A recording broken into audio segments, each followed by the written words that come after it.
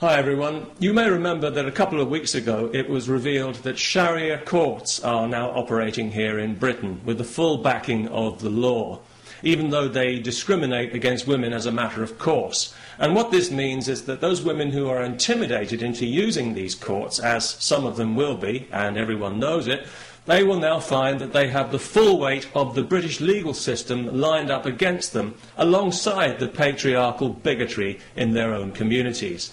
Those women who are cheated out of their just entitlement in these places, as some already have been, will find that they have no recourse to the real law to put things right.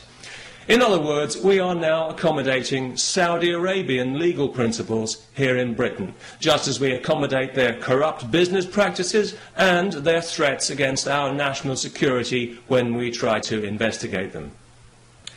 If you live in Britain and if you think these courts are a bad idea, please sign the petition to which I have linked, asking that they be abolished and that this poison be removed from our society and that we revert to the rule of civilised law with equal rights for all, if that's not too much trouble. You know, over the last 11 years of this Labour government that we've had in Britain, the British people have seen their society subjected to social engineering on a massive scale by a misguided and arrogant liberal elite who, in their eagerness to fragment the fabric of our society, have actually succeeded in giving civilised values a bad name. Tolerance and diversity are good things on paper. I'm sure we'd all vote for tolerance and diversity, but in practice they've become a nightmare of doublethink and lies, where the most unreasonable people in society are encouraged at every turn to be even more unreasonable. A case in point, just this week, some idiot from Saudi Arabia is being allowed to sue a supermarket because he was required to handle alcohol as part of his job, despite being told this when he took the job, and despite the fact that thousands of Muslims in Britain handle alcohol every day when they sell it in their corner shops to people like me. I do find it quite ironic that Islam forbids intoxication when you consider how many Muslims are seemingly so intoxicated by their religion, especially in Saudi Arabia. So it was no surprise to me to hear that this idiot was from Saudi Arabia, because I think we all know that that entire country is mentally ill. The Saudis would have us believe that theirs is the purest form of Islam. Well, I don't know about that, but it's certainly the nuttiest form. It's barking mad, if you'll pardon the canine metaphor, and it's pig ignorant, even if you won't.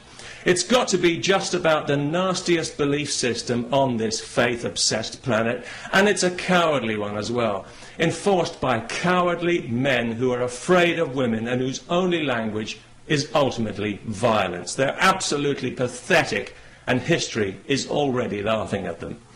If the term human rights means anything in this world, then one day the Saudis will pay out as much in compensation for their abuse of women as the Catholic Church has for its abuse of children.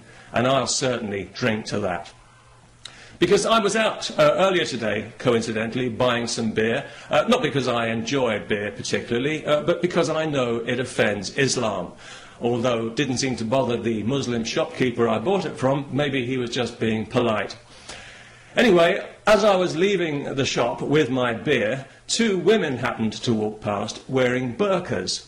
Nothing too unusual about that, not anymore, not in London anyway, and nobody really paid it much attention, apart from one small child who I overheard describing them to her mother as letterbox ladies, which I thought was actually quite inventive and rather charming. But of course it was also deeply offensive. So we had the child put to death. No, not really.